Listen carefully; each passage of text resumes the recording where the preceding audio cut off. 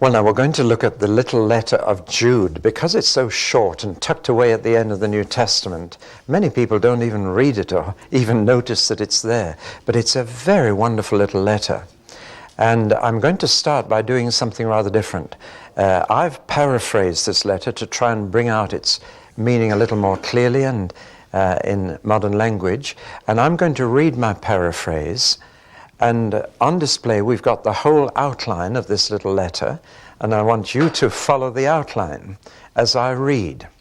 The letter divides into two halves, verses 1 to 16 and verses 17 to 25. Though again, I remind you that Jude never put verse numbers in a letter. That's an artificial division that's been added later, which sometimes spoils it. But it's in two halves. And the first half is about a very dangerous corruption that has crept in to the church to which he's writing. I call it a cancer in the body. Then the second half tells them how to deal with that situation in a delicate way, how to put it right, how to correct it. So the two sections are on both, but that card at that end covers the first 16 verses, and this card covers verses 17 to 25. So while I read it, it's just a continuous letter, but I want your minds to go from step to step in the argument. This letter comes from Judas, Jude for short, one of the slaves bought by King Jesus and a brother of the James you well know. It is addressed to those who've been called out of the world, who are now loved ones in the family of God their Father, and who are being kept for presentation to King Jesus. May you have more and more of the mercy, peace, and love you have already experienced. Loved ones, I was fully intending to correspond with you about the wonderful salvation we share, but found I had to write quite a different kind of letter. I must urge you to keep up the painful struggle for the preservation of the true faith, which was passed on to the early saints once and for all. I've heard that certain persons, who shall be nameless, have sneaked in among you, godless men whose sentence of doom was pronounced long ago. They twist the free grace of God into an excuse for blatant immorality, and they deny that King Jesus is our only Master and Lord. Now, I want to remind you of some of those absolute truths which you already know perfectly well, particularly that God is not someone to be trifled with. You will recall that the Lord brought a whole nation safely out of Egypt, but the next time he intervened, they were all exterminated for not trusting him. Nor were his angels any more exempt than his people. When some of them deserted their rank and abandoned their proper station, he took them into custody and is keeping them permanently chained in the lowest and darkest dungeon until their trial on the great day of judgment. And in the same way, the inhabitants of Sodom and Gomorrah, together with those from two neighboring towns, glutted themselves with gross debauchery, craving for abnormal intercourse, just as the angels had done.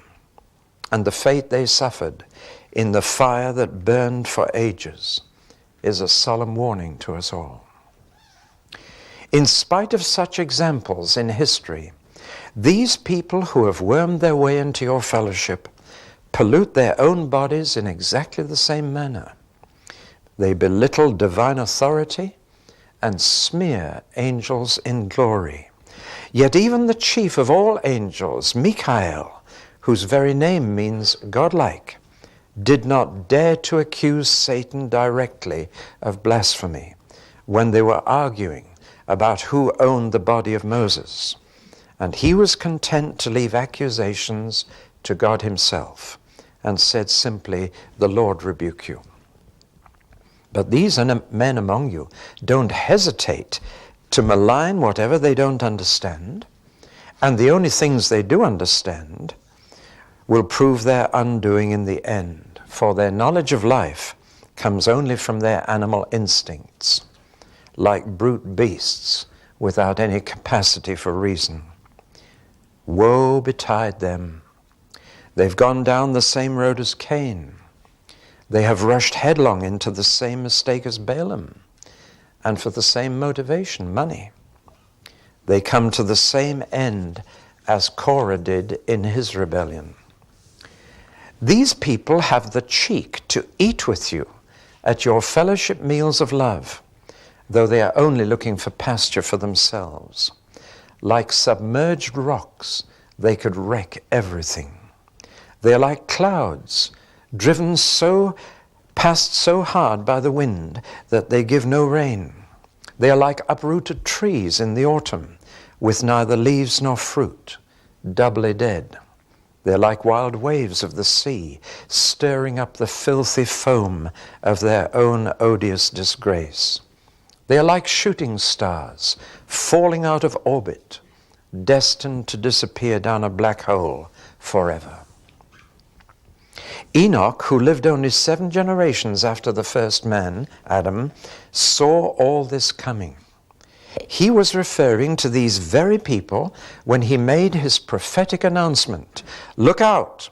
The Lord has arrived with 10,000 of his angels to put all human beings on trial and convict all godless people of all godless deeds they have committed in their godless lives, and of the hard things these godless sinners have spoken against him.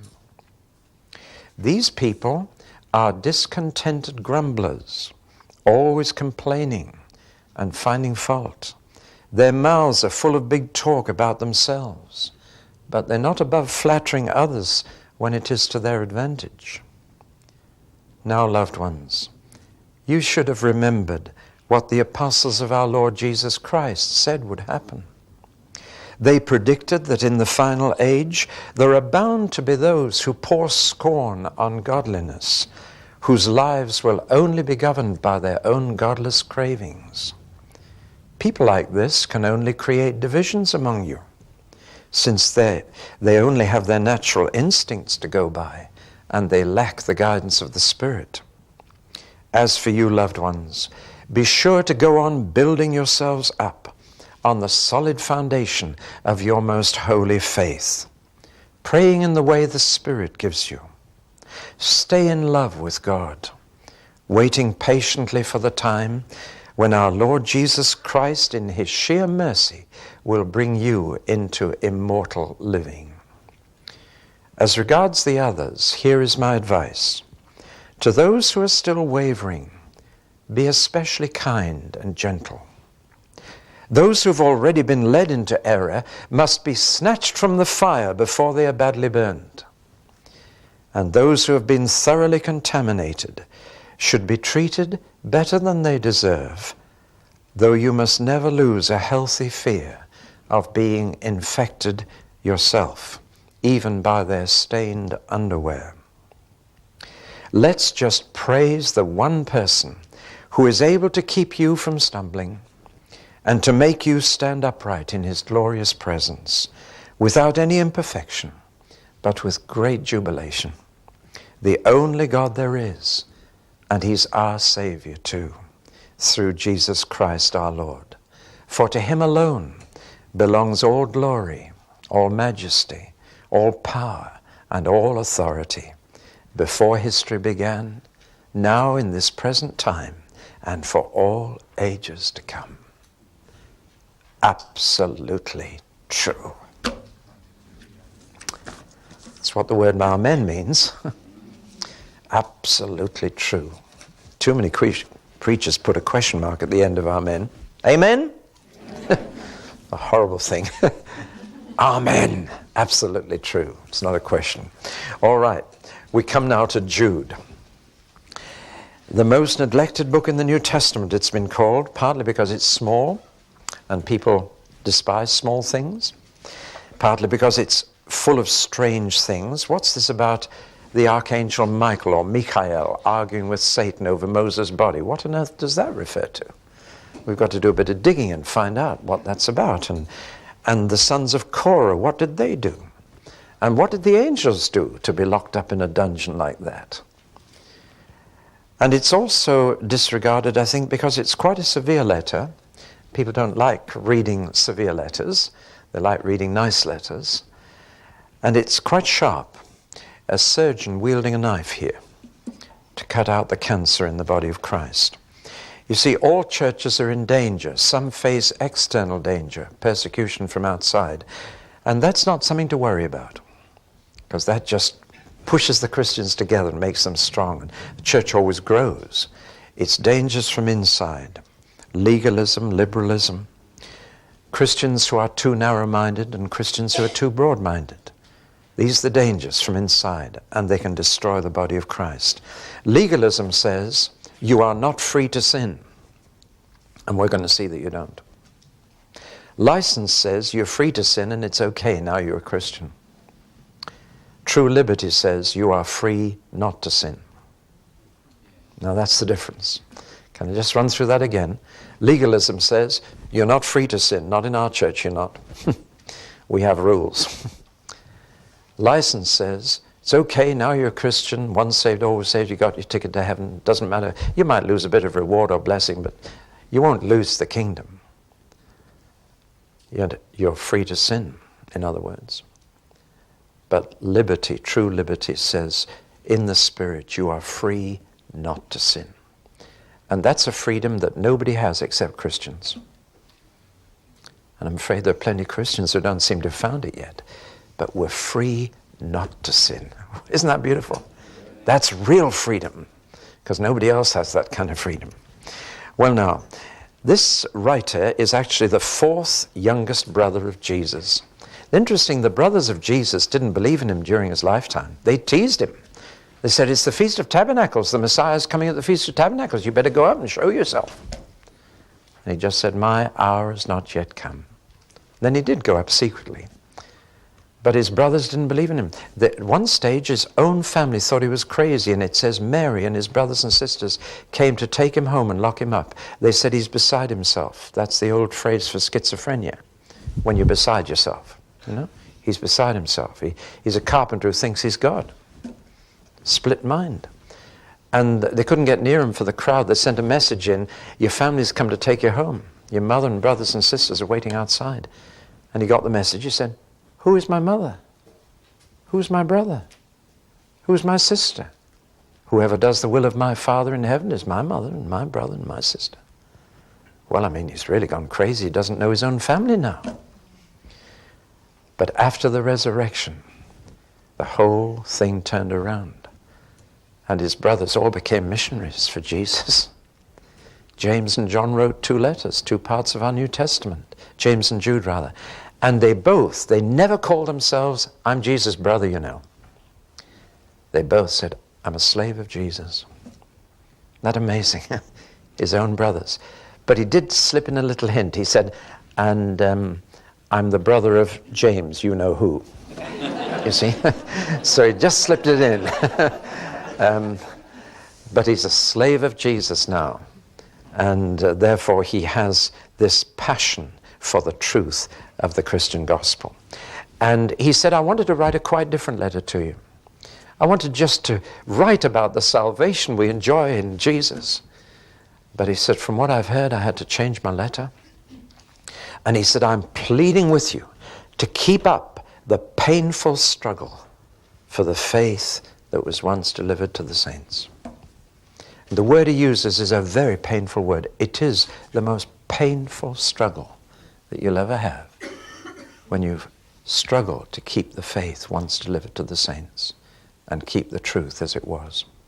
It's painful because it's your own brothers and sisters that you have to deal with so often.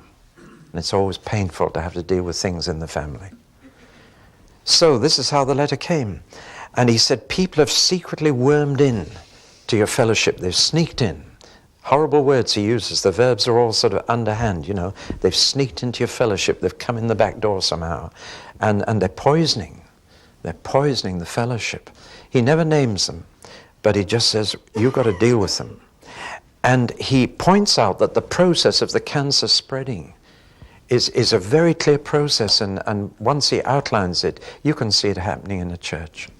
It starts with a perversion of the creed, with a corruption of the creed, what you believe. That's where it all starts. And the two things that Jude mentions are a sentimental view of God and a syncretistic view of Jesus. The sentimental view of God thinks that God's grace is an excuse for immorality. You know, that God doesn't take sin seriously. He's a nice old boy, pats you on the head and says, well, let's forgive and forget. All I want you to be is happy. That's the caricature. And I hear that God preached on TV. I hear this nice, comfortable God who wouldn't harm a fly preached constantly. It's a sentimental view of God. It's not a scriptural view of God. I tell you, that hymn on Habakkuk is more a scriptural view of God. There's a strong sense of God dealing with bad situations. God doesn't overlook sin. He deals with it. And we need to recover that non-sentimental view but scriptural view of God. That was the first thing. They saw the grace of God as a kind of light view of sin. Well, it doesn't really matter. I just want to forgive you. And people take advantage of that. I think of the dying poet Heine. He was Jewish and German, but he finished up in Paris. And he lived a pretty sinful life in Paris and died early. And they brought a priest to hear his confession. And he wouldn't confess his sins. And the priest said, why won't you confess your sins? And he said, Dieu me pardonnera, c'est son métier. God will forgive me, that's his trade. See, that's the sentimental view of God that takes the grace of God too lightly. And it was there.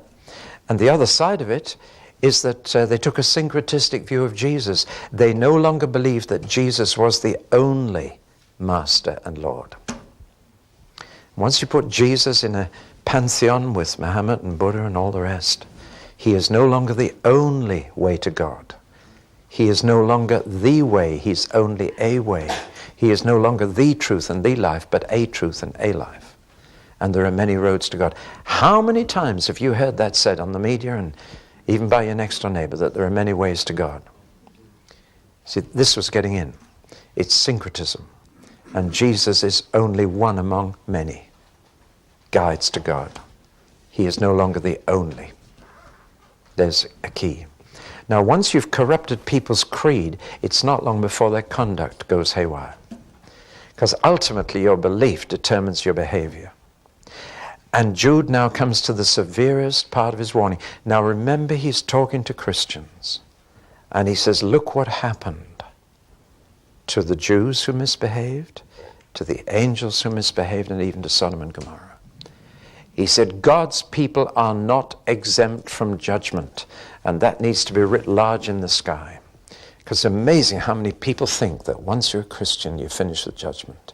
Who said that? The Bible doesn't. Embarrassing to talk about these 3 points. Let's look at them. First of all, Israel in the wilderness. Do you remember what happened? A golden calf, an orgy, idolatry, immorality. As soon as they got a wrong view of God, they had a wrong view of each other. They stopped loving God. They stopped loving each other. And they mistreated each other. Do you know, if you go to the European Stock Exchange that's been built in Frankfurt on Main, outside you'll see a huge golden calf. It's right back in, at the very center of European finance. The worship of Mammon. Well, that's what they did in the wilderness. And the result was none of them got into Canaan. They'd been redeemed from Egypt, but they didn't get into Canaan. They'd started out, but none of them finished. Now listen, that particular incident is used 3 times in the New Testament by 3 different writers to warn Christians that it's not those who start, but those who finish. See, 3 times Paul uses it, Hebrews uses it, Hebrews 4, and here Jude uses it. Listen, if the children of Israel got out of Egypt and were redeemed by the blood of the Lamb but didn't make it, that can happen to you too. I can't find any other meaning than that. It's not just what you've left behind, it's what's still ahead and that's not yours yet that you're making for. Otherwise you perish in the wilderness, and that's a miserable place to be, living on manna. Manna means, what is it? That's the Hebrew word. What's for breakfast, Mummy? What is it? And for lunch, what is it? Oh, not what is it again. And they lived on what is it for 40 years. And there are Christians in exactly that situation. They've been redeemed by the blood of the Lamb, but they haven't got in yet. They're not pressing on yet. And they can perish right where they are. What happened to the angels at Mount Hermon? Well, we know details of this, not from the Old Testament, partly from the Old Testament, but partly from a book between the Old and the New Testament, the book of Enoch, and it's a pretty sordid story, but since we're adults, let's hear it. In the region of Mount Hermon, about 200 angels seduced human women and impregnated them. And this horrible intercourse between angels and humans took place. And the result was a horrible hybrid of creature, now died out thankfully, called Nephilim. We don't know quite what they were. It's translated giants in some scriptures. We don't know what they were.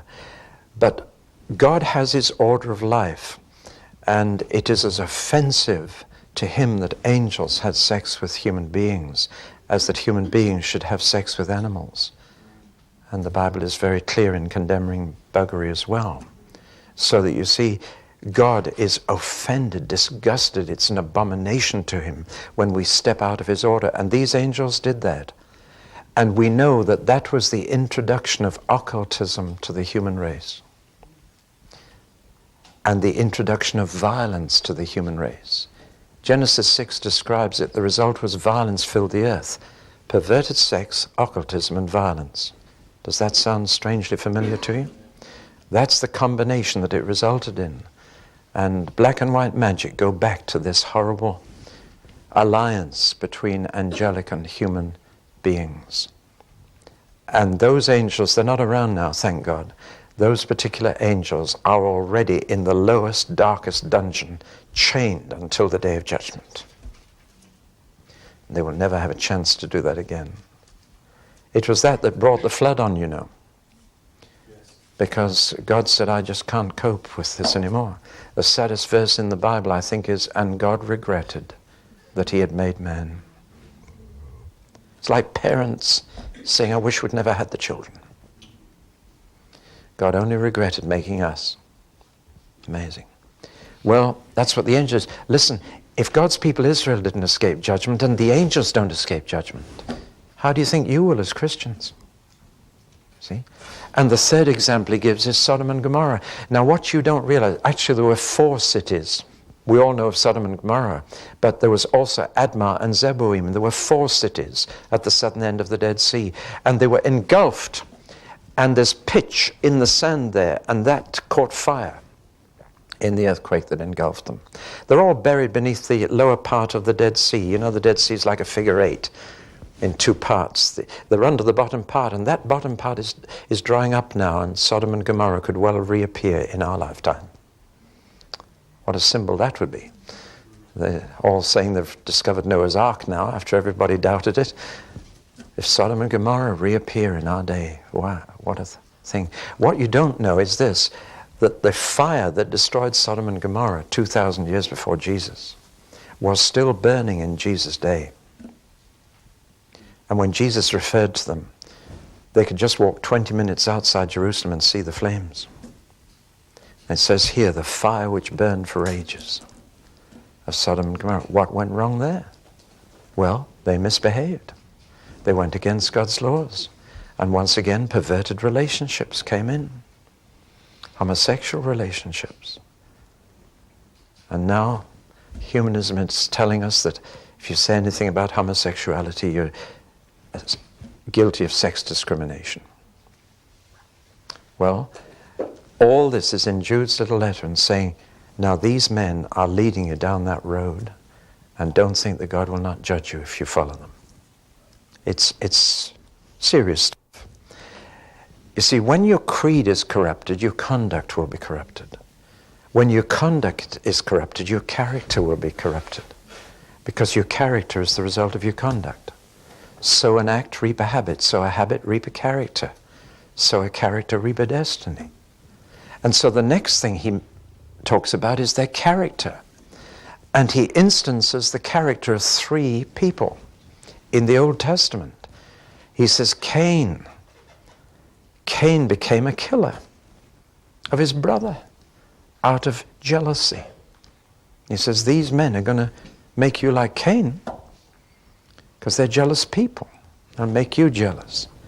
And Balaam, well, you know what Balaam was? He was a prophet who was offered money to say wrong things, and the love of money got hold of Balaam.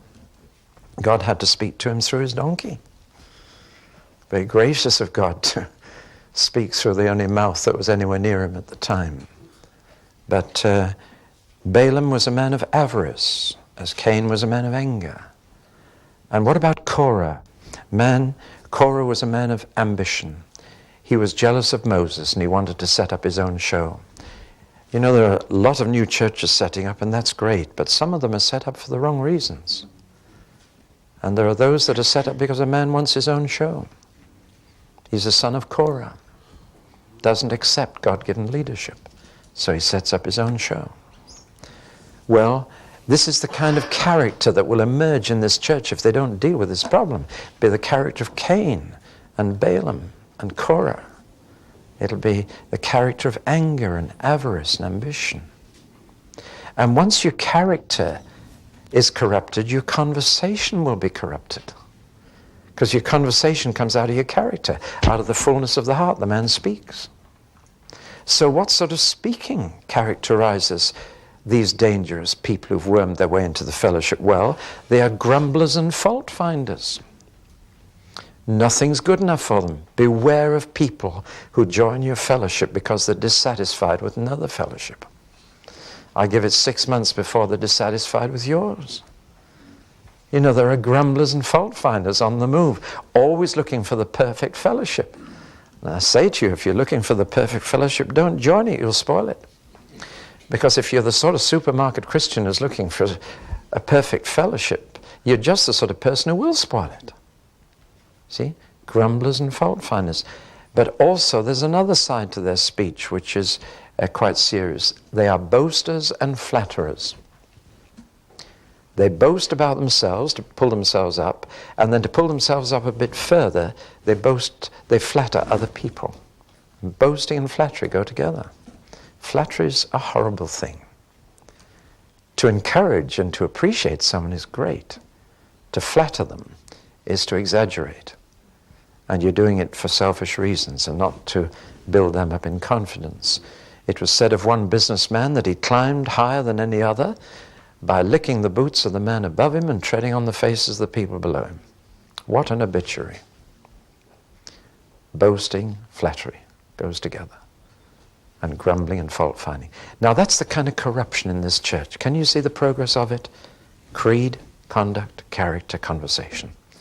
Now I'm sure when I've just expounded it like that, you can recognize it now. You probably remember encountering this. Now it's got to be dealt with. And it's got to be dealt with properly and delicately, or else you'll make the situation much worse. So how do we deal with it?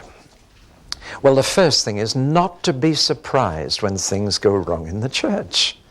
Some people are so surprised. You know, think, oh, it's dreadful.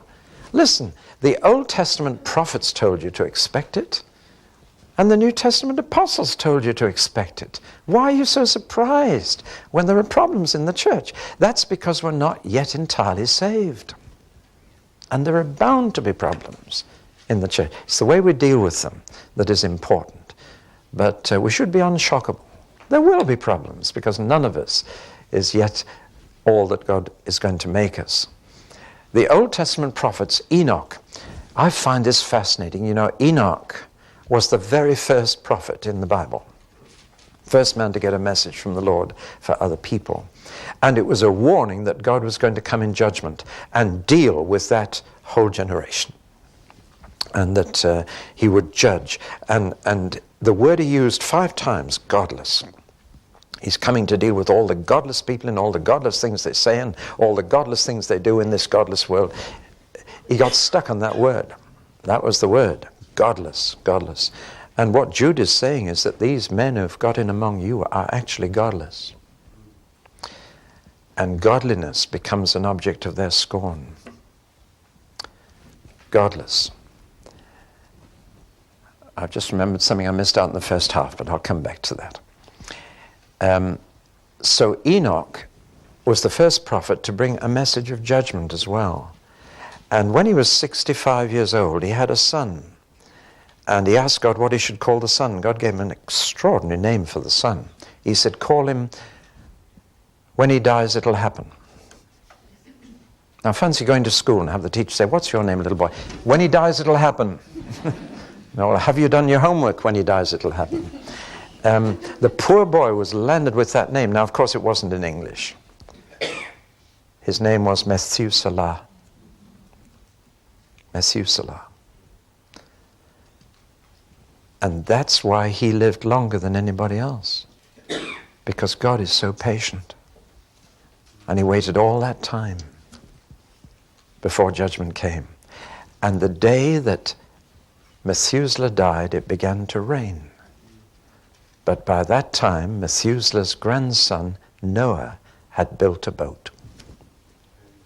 Isn't it amazing? God waited 969 years before judging that generation. Isn't God patient? It was Martin Luther who said, "If I was God, I'd have kicked the whole world to bits long ago." Thank God you're not God. Or you might have done that. God is amazing patient, but judgment comes. The New Testament apostles warned us that in the last days there will be scoffers, and godliness will be a joke. And that's exactly what it is now. You find out how much TV comedy laughs at godliness and the things that godly people believe. It's become a joke. And we become the laughing stock because we want to be godly. And godlessness is the in thing. Well, this is how we deal with it. We should have expected it, so don't be shocked. But we will have to deal with it. And the first way to deal with it is to make sure you're right. And to build yourself up in faith, hope, and love. It's the first thing you should do. And then you should seek to help the others. Now, there will be three categories of people. There will be those who are wavering, wondering whether to follow these teachers or not. We'll be very gentle and kind with those who are in mental doubt. There will be others who've been led further into mortal danger. And it says, snatch them from the fire. Regard them as being in a house on fire and get them out any way you can. That little phrase has been used for evangelism as snatching people from the fire of hell. It's got nothing to do with that at all. It's snatching people from the fire, yes, of hell, but not because they're unsaved, but because they're Christians who are going to be led away. And the third category of people are those who are defiled. And literally in the Greek it says, be very, very wary of being infected by them, even by their stained underwear. Isn't that a strange phrase to use? But it's obvious that there are diseases that are introduced through sexual perversion and promiscuity, and that we need to be afraid of, properly afraid of. And yet we should still have a concern. There's still people for whom Christ died. So, don't be surprised by it, but do deal with it. And above all, remember all the time that He is able to keep you from falling. Now, you know, we so often quote one side of these keeping texts, and people so emphasize God is able to keep from falling. He is able to keep that which I've committed to Him against that day. And if you put all the emphasis on Him keeping, you will fail to notice that every time there's a verse that talks about God keeping you, there's another verse nearby that says, but you keep yourself. And just before the last verse of Jude, He is able to keep. Just before it says, keep yourselves in the love of God. It doesn't say He is certain to keep you from falling. It says He's able to. So keep yourself in Him, for He is able to. And again in Timothy, where Paul says, I am persuaded that He is able to keep that which I've committed to Him. Wonderful confidence. But that's just in front of where he says, I have kept the faith. There are two sides to keeping. He's able to keep, so keep yourself in Him. You see the balance? And again, you need both truths, otherwise you overemphasize one thing or the other. It's not all on us and it's not all on Him. It's keep yourself in Him, for He is able to keep you. Go on trusting Him and you won't fall. So now unto Him who is able to keep us from falling, to the only wise God. Let me just go back. There's one little puzzling bit that I didn't mention. What about the angel arguing with the devil about the body of Moses? Have you ever wondered about that? Well, now there's an extraordinary statement at the end of Deuteronomy. It says Moses died on Mount Nebo And no one knows where his grave is to this day. So did he bury himself? I mean, did you get that funny statement at the end of Deuteronomy? He was all alone, and he died alone, and no one was with him, and nobody knows where his grave is to this day. So who buried him? And the answer is that actually God sent the angel Michael to bury Moses. Angels are very practical people, you know. They're good cooks. Elijah found out that angels can cook a jolly good meal. They can ride chariots. They can ride bicycles. I've heard of angels in Afghanistan riding bicycles, protecting a missionary on his bicycle. Angels are very practical. You've probably had one in your home or in your car without knowing it, because when they came to Abraham, he thought it was just 4 men. They don't come with a shiny white nightdress and wings and a harp and long blonde hair. That's the Sunday school picture. I mean, how could you, in Hebrews 13, entertain angels unawares? If that's how they appeared. No, they looked like normal humans. And this angel was sent with a spade to bury the body of Moses. But when he got there, the devil was standing over the body of Moses and said, "You don't touch this body, he's mine. He's a murderer. He's mine." There's a confrontation. And it's just a lesson which some Christians need to hear today, that Michael didn't even rebuke Satan. You know, we can be very cheeky with Satan, and you're very foolish if you do. He's far cleverer than you are. When I hear young people saying, "We rebuke you, Satan," that worries me. Michael said, "The Lord rebuke you." And the devil went, and Michael buried Moses properly. That's behind the story there. There are good angels as well as bad angels. And Michael was a good angel. So, well, you can see that the church were playing games, really, and were getting all confused. And Jude, who wanted to write them a nice letter about salvation to encourage them, said, "I've had to write quite a different kind of letter because there's cancer in the body." I'm sure you've got one message in studying all these letters of Paul and John and Jude. The biggest danger to the church is from the inside. And we've got to watch it all the time. And in truth and love, contend for the gospel that was delivered once for all to the saints. There's a big battle on right now in the Western world to do just that. And if these videos can help you to fight for the truth, don't think everything I say is the truth. I'm not the Pope. I'm not infallible. I'm just an interpreter of the Word. The Word is infallible. The interpreters of it are not. If you can't find what I say in your Bible, forget it. But if you do find it there, then cling to it and fight for it. And contend for the faith once delivered to the saints. And may the little letter of Jude encourage you to do that when you realize what appalling danger Christians are in when people worm into the church with bad ideas and bad behavior and bad character and bad conversation.